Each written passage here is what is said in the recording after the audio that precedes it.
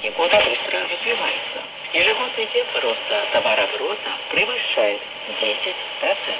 Продолжает расти количество взаимных инвестиций. В 2001 году товарооборот между Китаем и Восточной Европой был 3 миллиарда долларов США, а в 2011 году достиг 49 миллиардов 900 миллионов долларов США.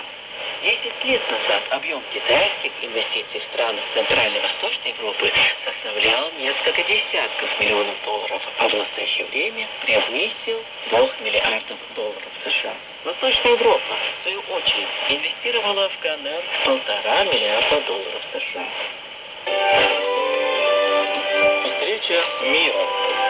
События, факты, мнения.